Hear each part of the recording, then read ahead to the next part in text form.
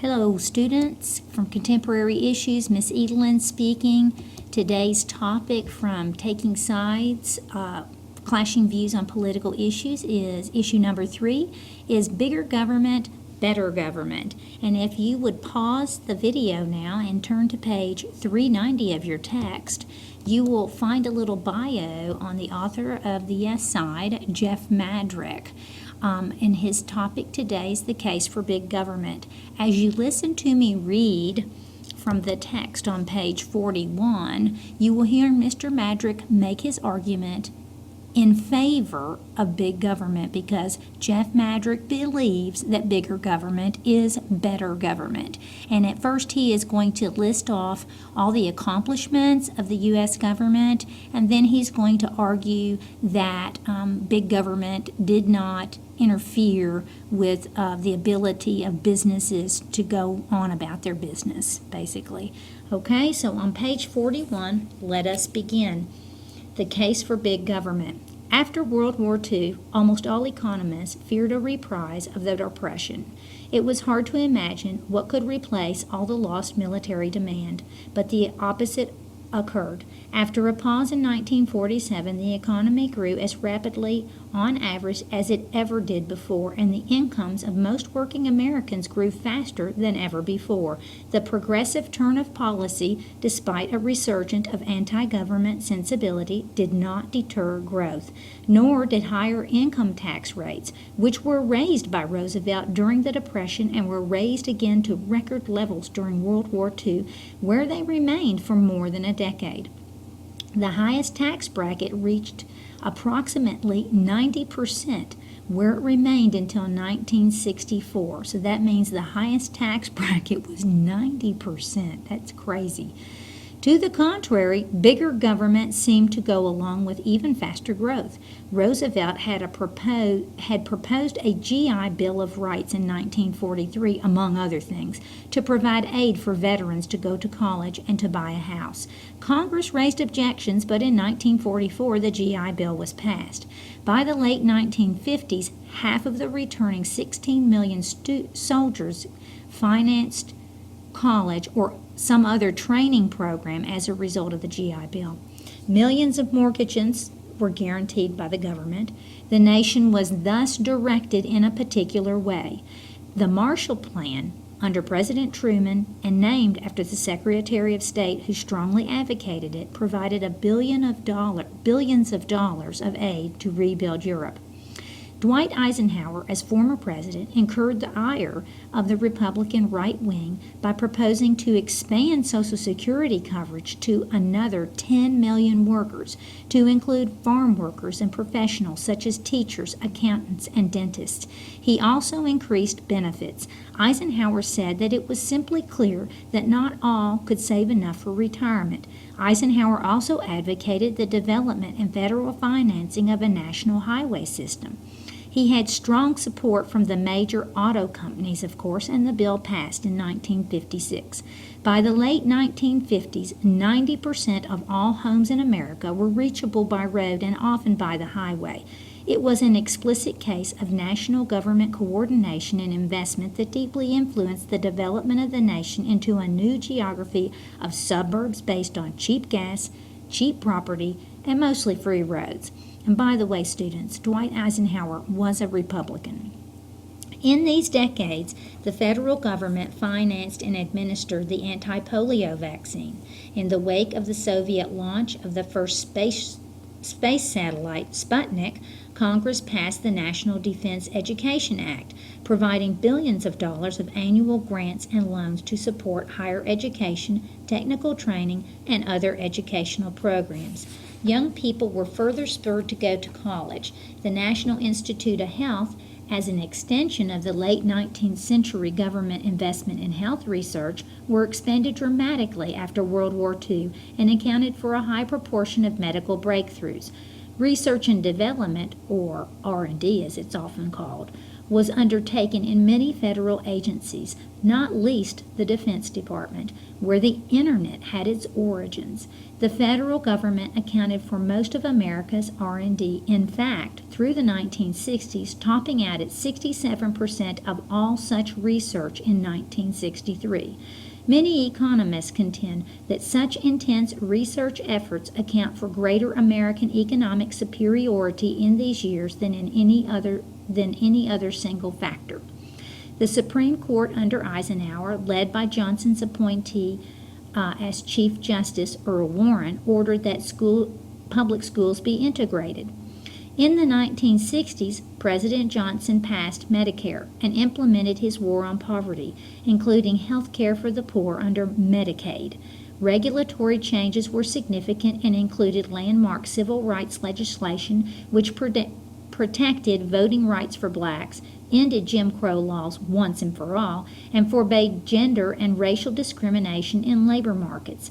Other regulatory reforms involved cigarettes, packaging, motor vehicle safety, consumer credit, and the expansion of the authority of the Food and Drug Administration. Between 1948 and 1970, the share of spending in GDP by the federal, state, and local governments rose from 16.5% to 27.5%, nearly 11 percentage points.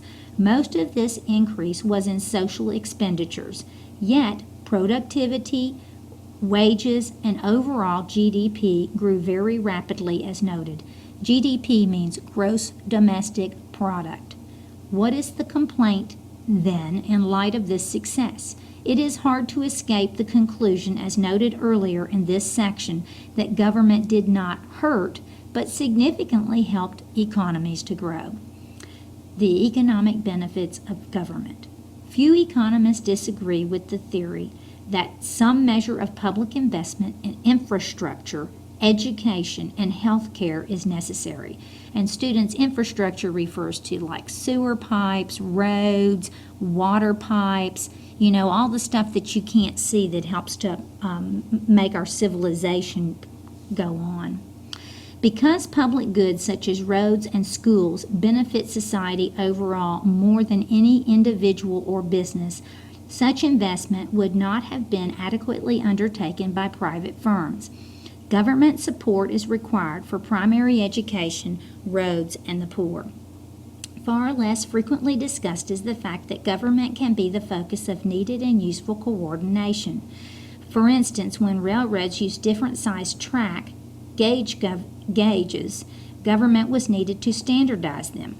By organizing communities to use a single public water system, government creates economies of scale for such a public good. The highway system was an immense act of coordination that probably couldn't have been attained through a private network. There is no example of one in the world in any case. The system of international trade and currency valuation is a government-led example of coordination. Similarly, regulations can and often do make economies work better. They can make information about products and services more open. They can reduce corruption, monopolistic pricing, and anti-competitive policies regarding research, innovation, and new products. They can temper financial speculation, which distorts the flow of capital towards inefficient uses and can often lead to costly corrections and serious recessions, as occurred yet again in 2008. Some regulations can be poorly administered and reduce economic efficiency. Others will outlive their usefulness.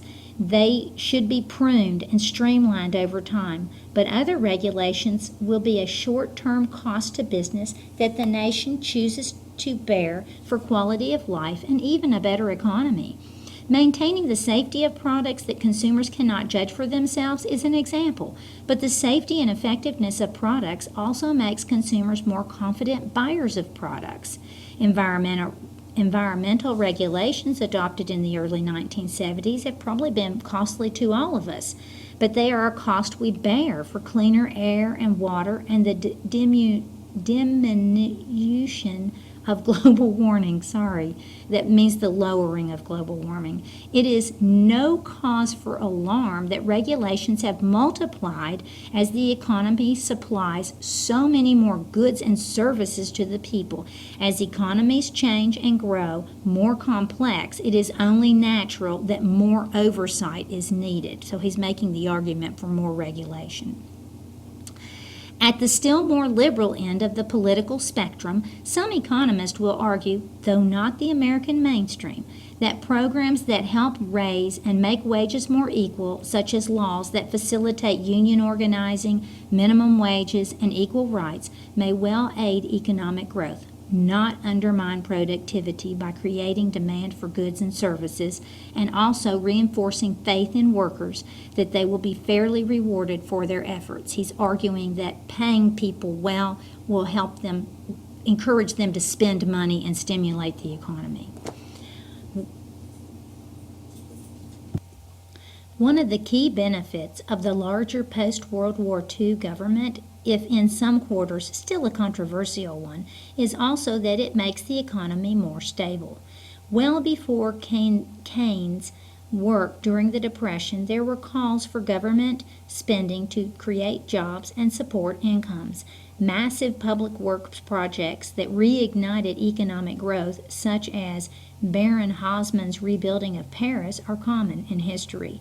But in the post-World War II era, such activities gained new theoretical justification from Keynes's theories.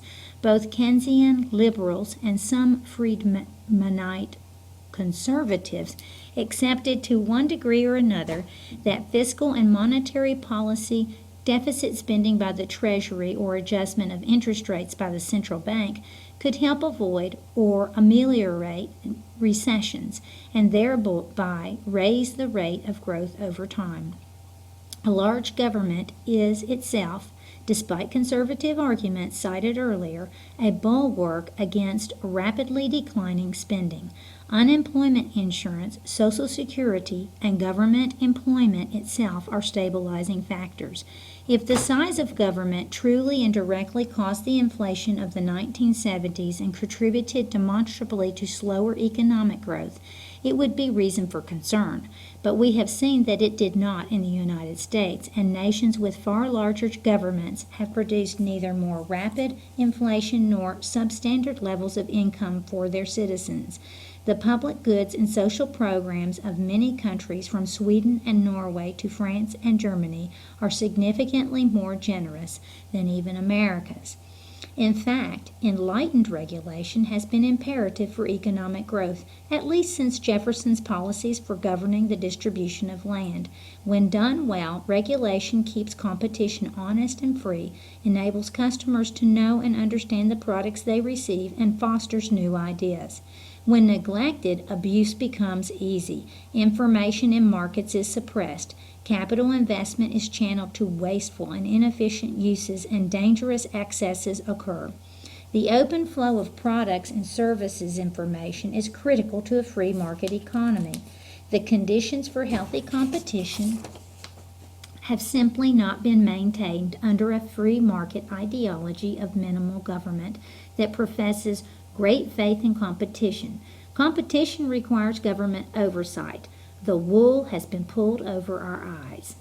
We now know the following. If federal, state, and local governments absorbed roughly 35% of GDP in America, rather than the current roughly 30%, it will not inhibit the growth and undermine entrepreneurial spirits, productivity, or prosperity if the spending is well channeled. Government absorbs much more of national income in other nations whose prosperity is the equivalent or perhaps superior to America's. In European nations, government spending absorbs approximately 40% of all spending, and standards of living are high. If government programs are managed well, they will, on balance, enhance productivity. A rise to 35% will raise approximately $700 billion a year to the federal, state, and local governments to provide protections to workers, finance social programs, maintain an adequate regulatory presence, and raise significantly the level of investment in transportation, energy, education, and healthcare. Part and perhaps all of this $700 billion can be paid for with higher taxes. And by the way, students, when he says the wool has been pulled over his eyes, he's saying we've been fooled. I'm going to stop here and start a new video with the remainder of the reading.